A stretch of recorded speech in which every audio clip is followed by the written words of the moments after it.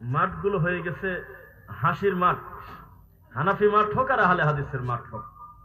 জলসাগুলো হয়ে গেছে রঙ্গমঞ্চ। 1 ঘন্টা বক্তব্যের সময় 35 মিনিট ধরে গান কয়, গজল কয়, হু হু করে কাঁদে, কি কয় না কয়, শেষে বলে যে কথা বলার টাইম পেলাম না। 40 মিনিটের জুমার খুতবা দিতে টাইম শেষ করা যায় না। আরে পাগল 2.5 ঘন্টা ধরে কাঁদে আর গজল বলে প্রায় 16-17টা গজল, হিন্দি গানের সুর নকল করা। কত রং ঢং যে আমাদের মাঠে ইদানিং শুরু হয়েছে, এটা খুবই দুঃখজনক। আল্লাহ ক্ষমা করুন। আর জাল হাদিস তো এখনই শুনলাম, আল্লাহ মাফ করুন। যা মনে আসে সেটাই ধর্মের নামে চালাচ্ছে, আপনি খালি বলবেন যে ঠিক। এই হাদিসটা জাল, এই হাদিসটা মিথ্যা। আল্লাহুম্মা বারিক ফি রজব ওয়া শাবান ওয়া বাল্লিগনা রমাদান, এই হাদিসটা শুদ্ধ নয়। মুনাজাত করে করে বলবে আল্লাহ আমাকে রজব কই গেল, শাবান কোথায় গেল, রমজানে বরকত দিয়ে, এগুলো বলা যাবে না। কে কার কথা শোনে? প্রতিবাদেরও লোক নাই, দিন যাচ্ছে চলুক, এই তো অবস্থা। কিসের সাথে কি লাগায় ঘন্টার পর ঘন্টা মিথ্যা কিচ্ছা শুনতে শুনতে অবস্থা খুব খারাপ। আল্লাহ ক্ষমা করুন, আল্লাহুম্মা আমিন। যাই হোক, যেহেতু এটা কোনো আকীদাগত বিষয় ছিল না, এ দ্বারা জাতির কোনো উপকারও নাই, এমনি সময় কাটানো, এজন্য আমরাও বিরোধিতা করি নাই। আল্লাহ ক্ষমা করুন, আল্লাহুম্মা আমিন। আচ্ছা যাই হোক, আমরা বাচ্চার জন্মে থেকে আজকে বক্তব্য শুরু করবো ইনশাআল্লাহ। পেটে এখনো আসছে কিন্তু ডেলিভারি হয়নি। আচ্ছা পেটেও আসে নাই, একেবারে বিয়ে থেকে শুরু করবো আজকের কুসংস্কার এবং বেদাত শিরক আমাদের সমাজে কি আছে শুনবেন ইনশাআল্লাহ। শব্দ আওয়াজ হওয়া জরুরি না, আমি শুধু এমনিতে দেখবো যে আপনারা আগ্রহের সাথে বসে আছেন কিনা। লিল্লাহি তাকবীর, আলহামদুলিল্লাহ। মানুষ যেমন সত্য, আমার মুখামুখি আমার ডান পাশে একজন মুরব্বী, বাম পাশে একজন মুরব্বী, এটা যেমন সত্য, আল্লাহর সৃষ্টি জিন এই জমিনে আছে, এটাও সত্য, মানেন আপনারা? তবে তারা আমাদের মতো দৃশ্যমান না। তাদেরকে আল্লাহ লোকালয়ে বন জঙ্গলে পাঠিয়ে দিয়েছে, টয়লেটে থাকে, গোবর খায়, হাড় হাড্ডি খায়, এভাবে দূরে দূরে আল্লাহ তাদেরকে রাখছেন, বিভিন্ন কিছুর উপরে আসর করে, তবে 2 চোখ দিয়ে ক্লিয়ার দেখা যায় না। তো না দেখা গেলেই যদি বিশ্বাস করা না যায়, কেউ যদি বলে যে জিন আমি বিশ্বাস করি না, সে অমুসলিম, কাফের। কেন? ওয়ামা খালাকতুল জিন্না ওয়াল ইনসা ইল্লা লিয়াবুদুন, আল্লাহ মানুষ আর জিনকে সৃষ্টি করেছে তার ইবাদতের জন্য। কিন্তু আমাদের কর্ম দেখা যায়, তাদের কর্ম দেখা যায়? তো দেখা যায় না, তাহলে এই যে কবিরাজ ভণ্ড হুজুররা বোতলে ভরে কিভাবে বলেন? কয় যে আমি জিনকে জ্বালা দিছি, বোতলে ভরি মাটির নিচে গাড়িয়ে দিছি, বলছে কিনা বলেন? যে না, এটা করবে কেন? জিন আল্লাহর স্বাধীন সৃষ্টি, চাইলে সেটাকে আপনি বোতল বন্দি করবেন, এটা হবে না। তারা স্বাধীনভাবে তারা অন্যায় করতেছে, ভালো কাজও করতেছে, এটা একটা স্বাধীন সৃষ্টি। তাদের জন্য জান্নাত জাহান্নাম আছে মানুষের মতো। তো যে কথা বলি শুরুতে শোনেন, বিবাহ যখন আমরা শুরু করতে যাই তখন আমরা ভুলভ্রান্তি আমাদের সমাজে কিছু আছে কিনা বলেন? আজকে আমি এভাবে অন্য জায়গায় বক্তব্য দেই নাই যে বিবাহ থেকে মৃত্যু পর্যন্ত কি কি সমাজে বিদাত হয়, এগুলোর বিষয়ে আমি একটু টাচ দিয়ে যাবো ইনশাআল্লাহ। বিয়ে দেওয়ার উদ্দেশ্য কি বলেন তো? বাপ মার সেবা করা, তাই কিনা? জি কয় কিনা বলেন? আন্দাজে মেরে দিচ্ছেন নাকি?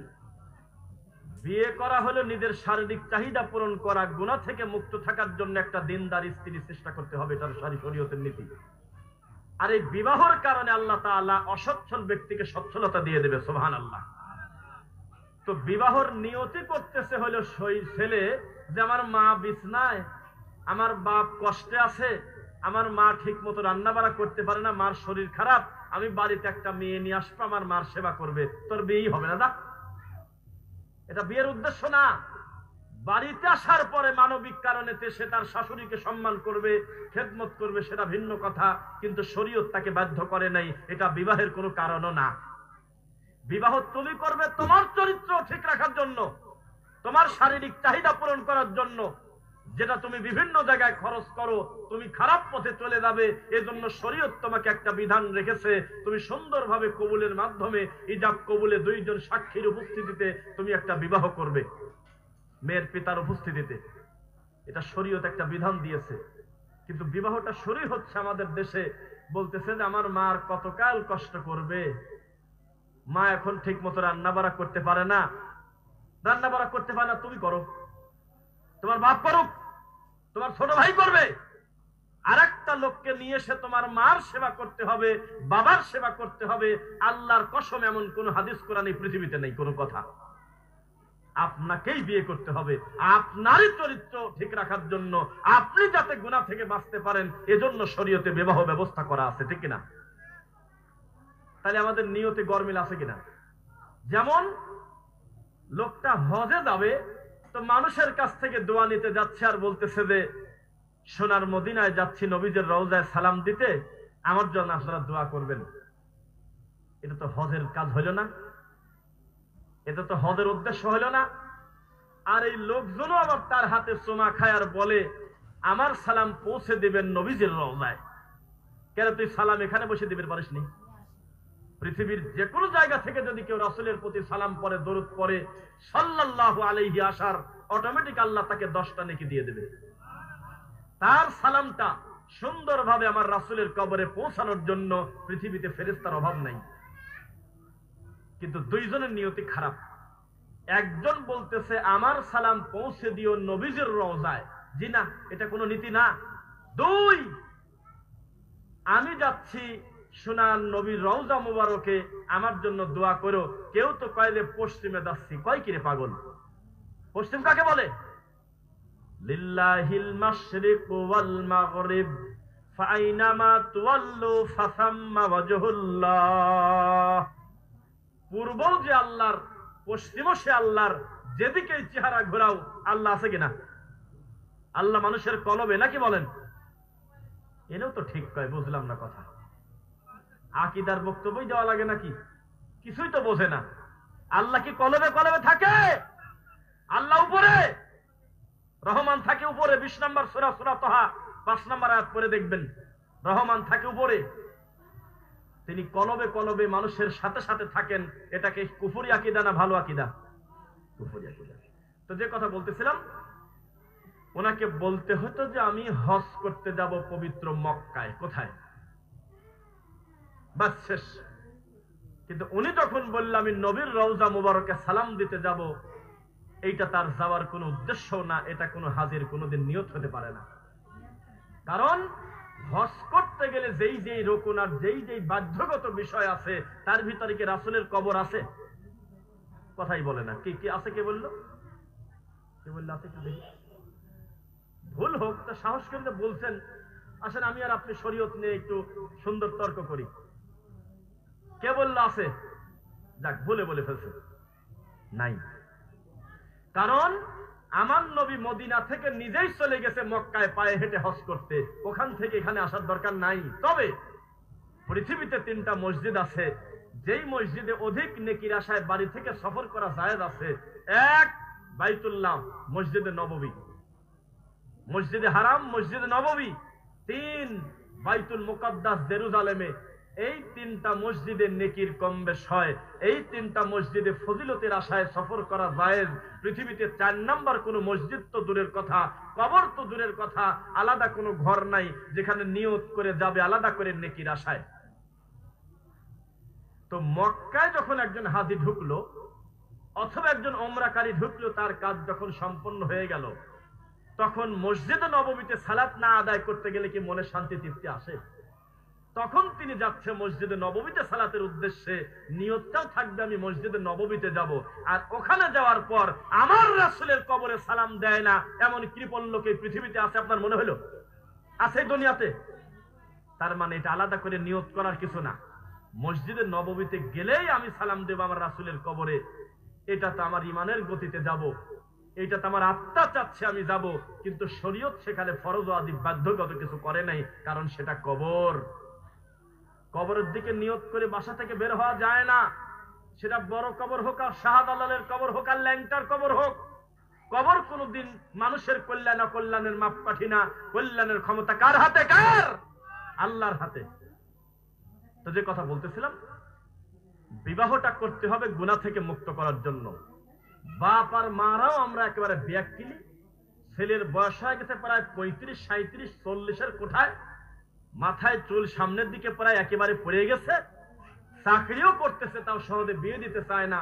কেউ বিয়ের কথা বললে কয় যে আমার ছেলে হাতে পায়ে লম্বা হয়েছে, বয়স বেশি না। কয় যে কেবল চাকরি পালে একটা ঘরটা করুক, বউ নিয়ে এসে খাওয়াবে কি? কত বড় শয়তান! ইবলিস সবচাইতে খুশি হয় কেউ যদি রিজিকের মালিক আর একটা মাখলুককে মনে করে। ইবলিস খুশি হয়। রিজিকের মালিক কে? রাজ্জাক। কে? রাজ্জাক। আর মানুষ হলো আব্দুর রাজ্জাক। মানুষ কোনদিন রাজ্জাক হতে পারে না। অনেকেই বলে না যে রাজ্জাক বিন ইউসুফ, বলে কিনা? এটা কি বলা যাবে? বলতে হবে আব্দুর রাজ্জাক বিন ইউসুফ, রাজ্জাকের বান্দা আব্দুর রাজ্জাক। কথা কি বোঝা যাচ্ছে কিনা? তো ঠিক তেমনি যখন ওই মা একবার মুখ দিয়ে বলে ফেলছে যে আমার ছেলে যে এখন বিয়ে দেব, ও ওর বউকে খাওয়াবে কি, তার মানে বোঝা গেল ছেলেকে আল্লাহ মনে করছে। কারণ রিজিকের মালিক কি তার ছেলে না আল্লাহ? অথচ তার বোঝা উচিত ছিল এই বাড়িতে তার ছেলে সহ মোট 9 জন লোক এমনিতেই প্রতিদিন খাচ্ছে, এমনিতেই প্রতিদিন ঘুমাচ্ছে। এই 9 জন মানুষকে যিনি রুজি দিতে পারেন, 10 নম্বর যে বউটা বাড়িতে আসবে তার রুজিও সেই নিয়ে আসবে আল্লাহর পক্ষ থেকে। কিন্তু শয়তানি করে বলতেছে যে আগে নিজের পায়ে দাঁড়াক, মানে প্রতিবন্ধী। এবার কি কথা কয় না, নিজের পায়ে দাঁড়াক। আর ছাত্র সময় তো বিয়ে দেবেই না। যারা ছাত্র, পড়াশোনা রানিং আছে, অনার্স মাস্টার্স শেষ না করা পর্যন্ত বিয়ের আলোচনাই বাপ মানে না। অথচ বাপের ব্যবসা আছে 3টা, প্রতিদিন আল্লাহ তার হাজার হাজার টাকা রুজি দিচ্ছে। অথচ এই জোকার আল্লাহকে ভয় না করার কারণে বলতেছে ও তো ছাত্র, এক কথা বলে সব শেষ করে দিচ্ছে। ওই ছেলে 10টা প্রেম করে, বিভিন্ন জায়গায় কুকাম করে, এগুলো কম বেশি গোপনে তদন্ত করে খোঁজও পায়, কিন্তু তাতে অসুবিধা নেই, কিন্তু বিয়ে দেওয়া যাবে না। কিন্তু পড়াশোনা করে এক কথা বলে শেষ করে দেয়। পড়াশোনা তোর সমস্যা কি? এসএসসি পাস করে বিয়ে দিয়ে দে। যদি জাগতিক সম্পদ আল্লাহ সচ্ছলতা দিয়ে থাকে, সুন্দর করে ছেলেকে বিয়ে দেওয়া এই দুনিয়ার সবচাইতে দামি গিফট হবে ছেলের জন্য। 17 বছর বয়স তাতে কি, 20 বছর বয়স তাতে কি, বিয়ে দিয়ে দেন। আমরা আশাবাদী আল্লাহ বড় বড় পাপ থেকে ছেলেটাকে হেফাজত করবে ইনশাআল্লাহ। বিয়ের পরেও কেউ পাপ করে না সে কথা বলি নাই, তবে তার পরিমাণ খুবই কম। বোঝা যাচ্ছে কিনা?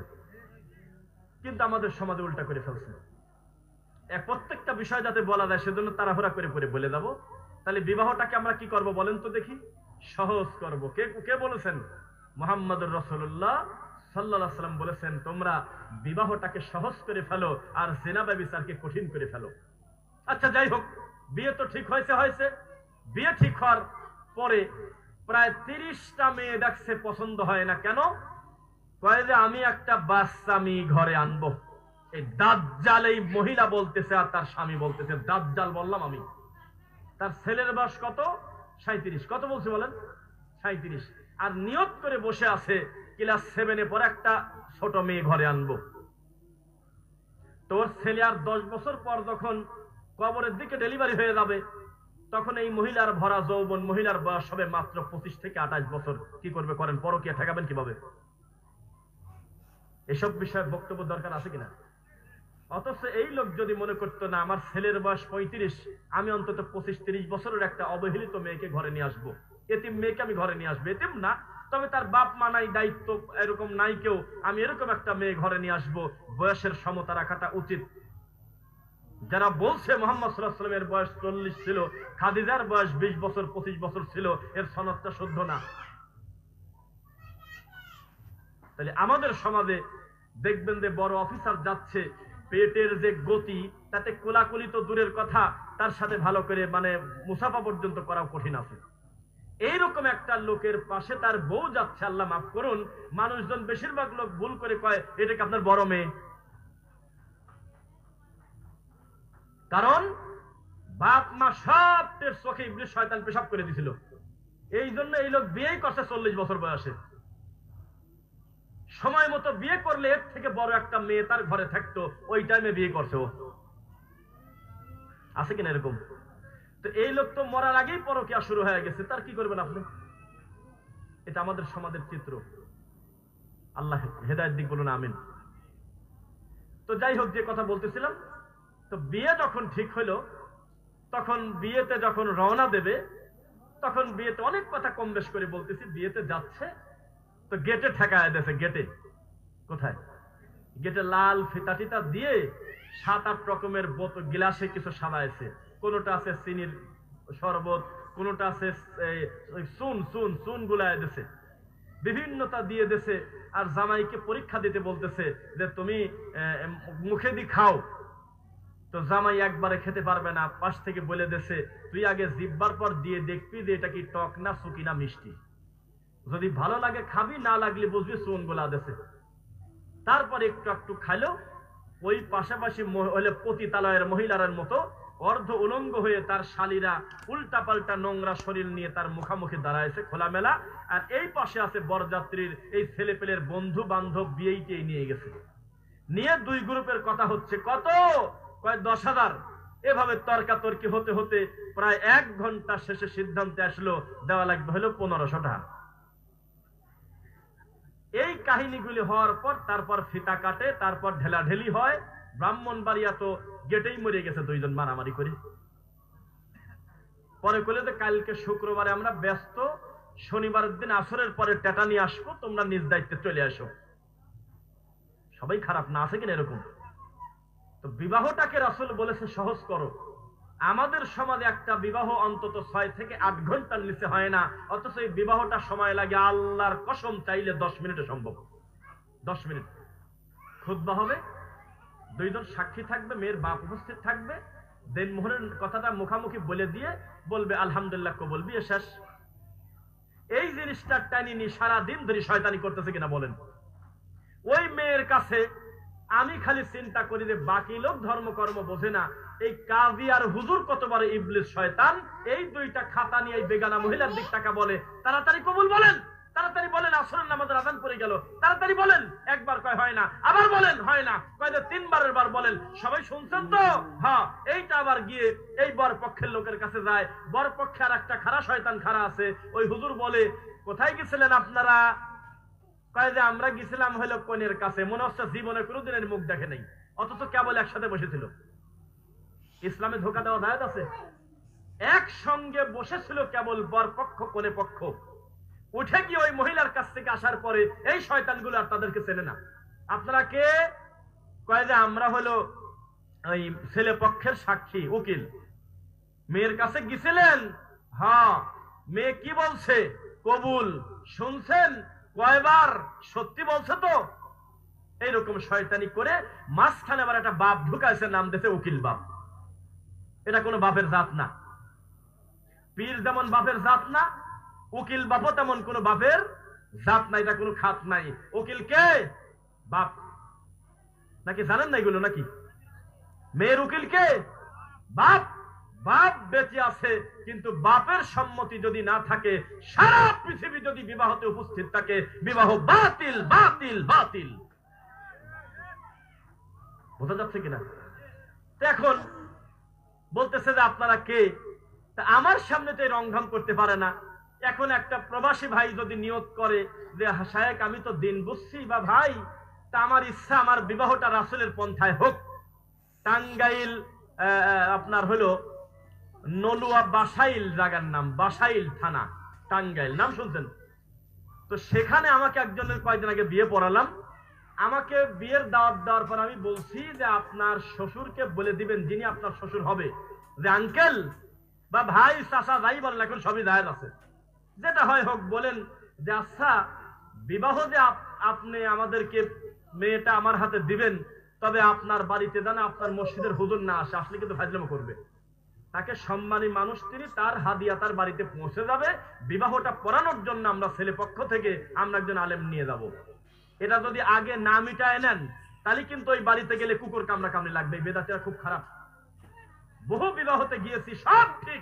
এই বেদাতি হুজুর খালি কাঁদে আর কয় মুনাজাত নাই কি কামে, মেয়ের কাছে খাতা নিয়ে গেল না, এই শয়তানি করে।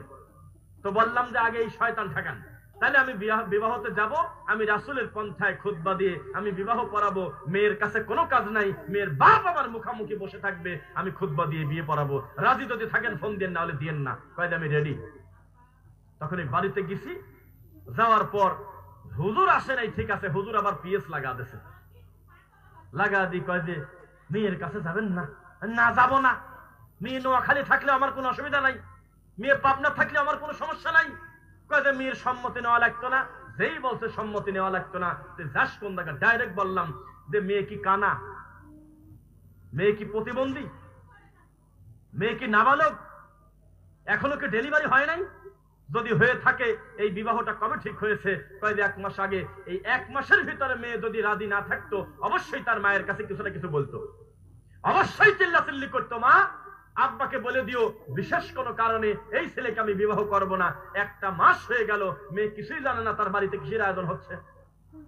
আজকে তার পক্ষ থেকে তার পিতা আসবে, তার বাপের মুখামুখি আমরা বিয়ে পড়ায় দেব, মেয়ের কাছে বিবাহের দিনে কোনো কাজই নাই, তখন একটু থামে। এই বেদাতিকে কিভাবে বুঝাবেন? যাই হোক, যে কথা বলতেছিলাম, বিবাহটা শেষ হইলে শর্টকাটে কিন্তু বলবো, বিবাহটা শেষ হওয়ার পর আপনি তার সঙ্গে সহবাস করবেন, এর একটা পদ্ধতি আমার রাসূল থেকে আছে কিনা, দোয়া আছে কিনা? দোয়া যদি না পড়েন, 1450 বছর আগে রাসূল সাল্লাল্লাহু আলাইহি ওয়াসাল্লাম বলেছেন, জিন শয়তান তোমার সহবাসের সঙ্গে যুক্ত হয়ে যাবে। বক্তব্য অনেক শুনছেন আপনারা।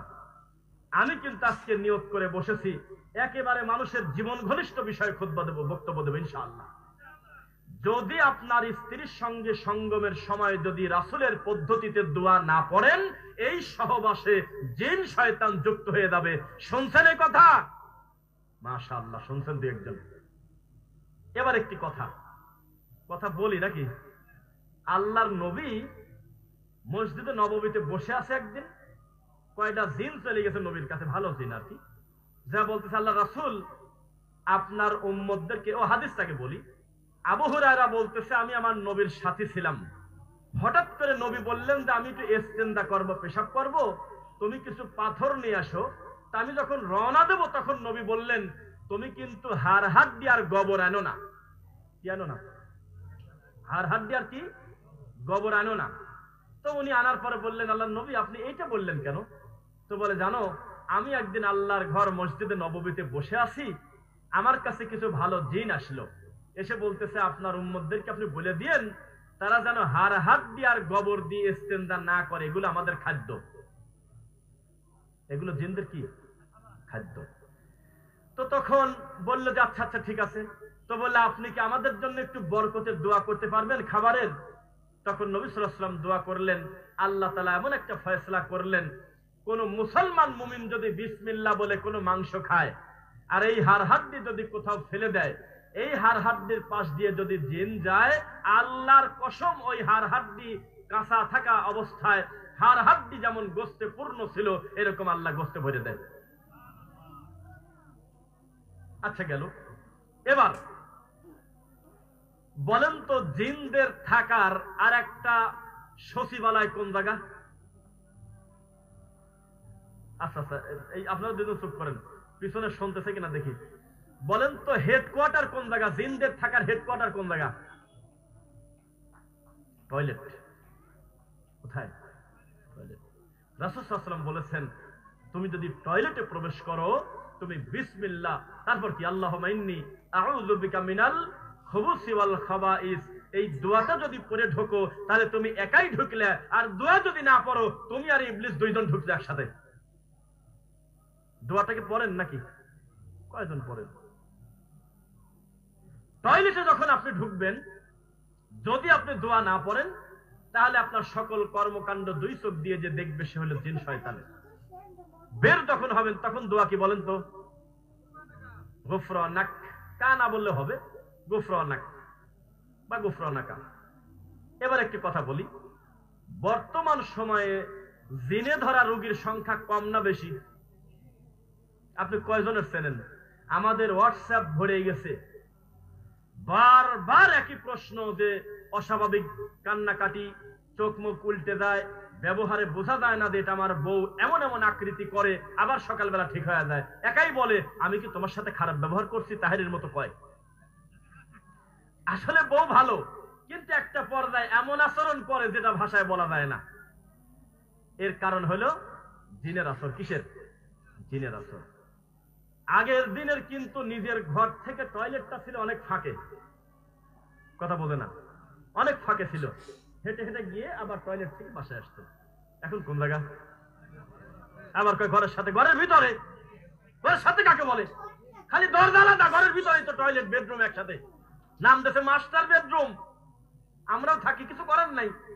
এটা অন্যায়, আমি সে কথা বলি নাই, কিন্তু জিনের হেডকোয়ার্টারটা আমাদের কাছে আসে না, দূরে চলে গেছে।